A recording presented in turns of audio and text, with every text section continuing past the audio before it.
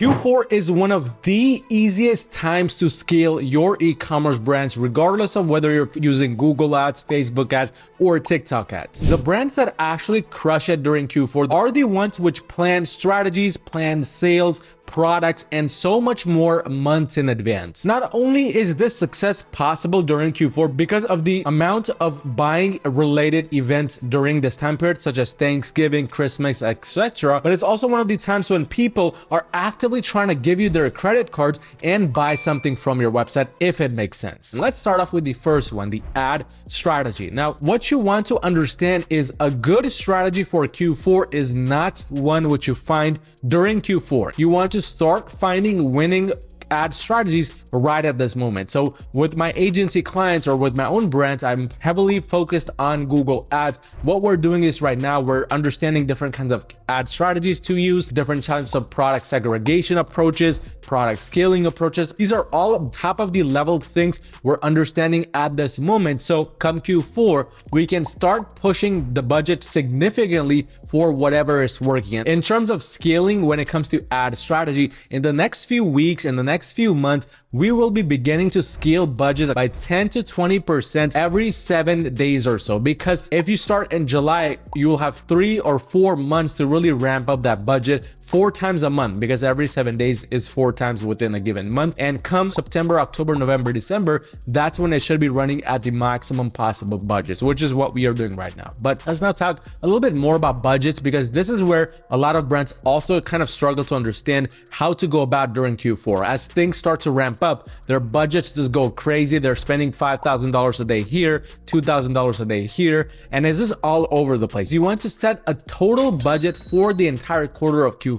You need to at least have a general idea of how much you're comfortable spending, rather than just kind of going with the flow and understanding what to spend when it's already time. From that total budget, then you want to narrow down to the percentage of the budget you will be spending on any given campaign types, and maybe have, like, for example, 70% go towards Google shopping campaigns, or 20% go towards search campaigns, or 5% goes towards display. Ultimately, what it's all going to come down to is giving enough sufficient budgets to those campaigns working during Q4 so they can scale your brand to the next level during the short period of time. Scaling is only going to work if you actually have the right product. So you need to find winning products right now, not tomorrow, not the next week, right now. Kind of the easiest way to go about finding those bestsellers is to separate out or segregate out your product campaign strategy into 3 separate campaign types. First one, it could be standard shopping or performance match. You just want to have all of your best-selling products in here. Second campaign could also be standard shopping or performance match.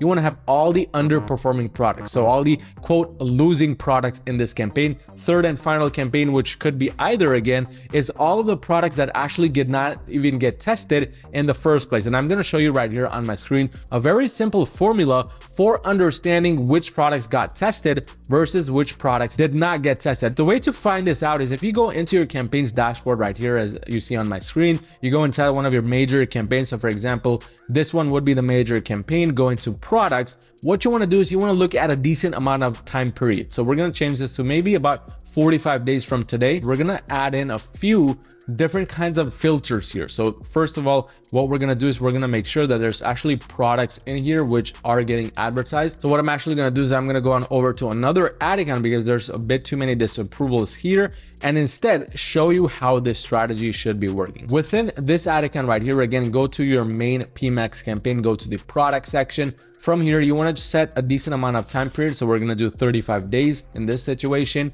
and we're going to add a few filters. And first one, we want to only see those products which are currently running within this campaign. So we're going to do product status, ready to serve limited, and this ready to serve. And we're going to click apply and make sure there's a decent amount of products in here. So what you want to do is once you set those filters, come down here and take this number into account. This will tell you a lot of information very shortly. So 1933.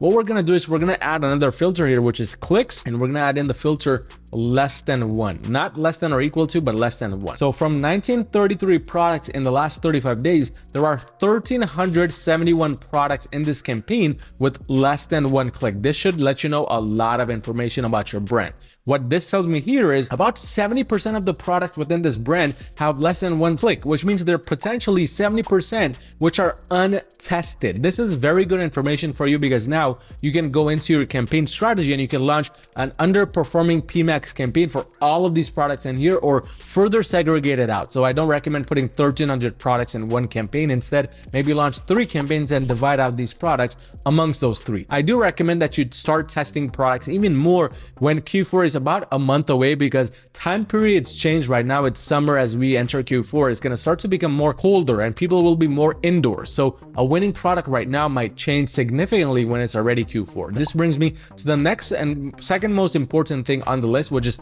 landing page redesigns. I cannot express how many e-commerce brands I've worked with where we're doing great, we're getting a 6x ROAS, 8x ROAS, 10x ROAS. Suddenly overnight, which by the way, the store I was showing you earlier with all of those product disapprovals, this is exactly what happened here, where they just did a complete website redesign, and now instead of having the campaigns be running as they used to be before, we're facing all of these product disapprovals, which by the way can be fixed, but it's important you do all of these problems earlier, because as you can see right here, all of these products, they were actually spending money previously, but all of a sudden they're now disapproved because of mismatched domains, missing value, etc. This is all happening because of that new change in domain, new change in the overall website theme, all of that stuff. So if you want to cause problems right now with your websites in terms of redesigning, because if you do this during Q4 when you're doing $10,000, $50,000, $100,000 a day, it's going to be one of the worst things you could do for your e-commerce brand. So this brings me to the final thing of preparing for Q4, which is something we're helping out with for client brands under my Google Ads agency, Your Marketing, which by the way,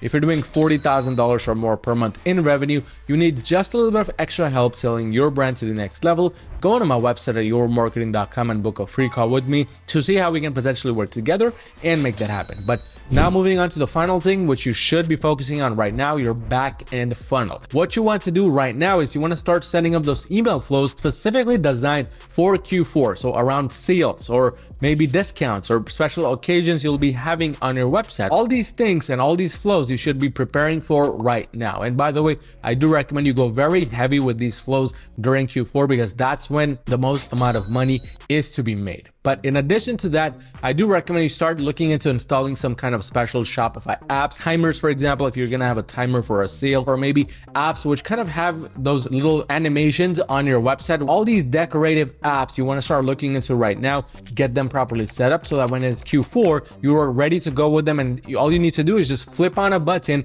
make them active. But again, if you're doing $40,000 or more per month in revenue, you need just a little bit of extra help scaling your brand to the next level. Go onto my website at yourmarketing.com and book a free call with me to see how we can work together and make that happen.